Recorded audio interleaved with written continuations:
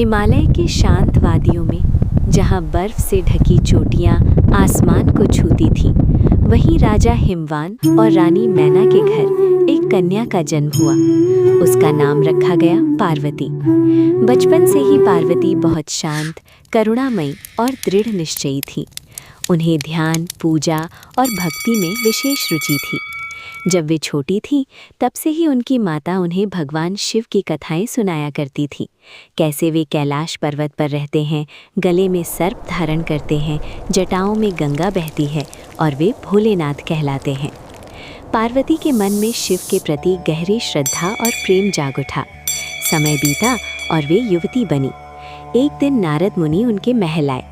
उन्होंने बताया कि पार्वती का विवाह स्वयं भगवान शिव से होगा, लेकिन इसके लिए उन्हें कठोर तपस्या करनी होगी।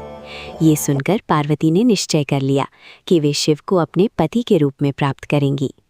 उधर भगवान शिव गहन ध्यान में लीन थे। वे संसार से दूर वैराग्य में मग्न रहते थे। उन्हें न तो राजपाट की इच्छा थी और न ही किसी भोग विलास की। पार्वती ने हिमालय की गुफाओं में जाकर कठोर तपस्या शुरू की। उन्होंने पहले फल फूल खाकर जीवन बिताया, फिर केवल पत्तों पर निर्भर रहीं और अंत में उन्होंने भोजन भी त्याग दिया। वर्षों तक उन्होंने एक पैर पर खड़े होकर ध्यान किया। उनकी भक्ति और समर्पण देखकर देवता भी चकित थे। इंद्रदेव को चिंता हुई कि यदि शिव और पार्वती का विवाह हुआ तो उनकी शक्ति और बढ़ जाएगी। उन्होंने कामदेव को भेजा कि वो शिव का ध्यान भंग करे। कामदेव ने वसंत ऋतु का वातावरण बनाया, फूलों की सुगंध फैलाई और प्रेम का बाण चलाया। जैसे ही बाण शिव के पास पहुंचा, उनका ध्यान टूट गया। वे क्रोधित हो उठे और अपनी तीसरी आंख खोल दी।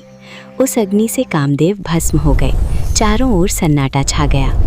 लेकिन पार्वती ने हार नहीं मानी। वे और भी अधिक श्रद्धा से तप करती रहीं। उनकी अटूट भक्ति ने अंततः शिव का हृदय पिघला दिया। एक दिन शिव ब्राह्मण का वेश धारण कर उनके पास आए और बोले, तुम क्यों उस तपस्वी शिव को पति बनाना चाहती हो? वे तो साधु हैं, भस्म रमाते हैं, सर्प पहनते हैं। पार्वती ने शांत स्वर में उत्तर दिया, वे जैसे भी हैं, मेरे लिए वही सर्वोत्तम है। मैं उन्हें ही अपना पति मान चुकी हूँ। शिव पार्वती की दृढ़ता से प्रसन्न हुए। उन्होंने अपना वास्तविक रूप प्रकट किया और पार्वती को आशीर्वाद दिया। शीघ्र ही हिमालय पर भव्य विवाह की तैयारियां शुरू हुईं। देवता, ऋषि और गंधर्व सभी इस दिव्य विवाह में सम्मिलित हुए। शिव बारात लेकर आए। उनके साथ भूत, प्रेत और गण थे।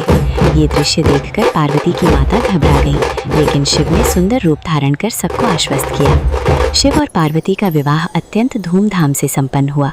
ये केवल दो आत्माओं का मिलन नहीं था, बल्कि शक्ति और शिव के संगम का प्रतीक था। पार्वती शक्ति का स्वरूप है और शिव चेतना के प्रतीक। दोनों मिलकर सृष्टि के संतुलन को बनाए रखते हैं।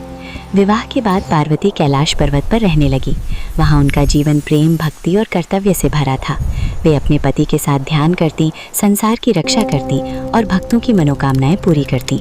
समय के साथ उन्होंने गणेश और कार्तिकेय जैसे दिव्य पुत्र। Like, comment, share and subscribe. इस तरह की वीडियो देखने के लिए मेरे चैनल को सब्सक्राइब करो।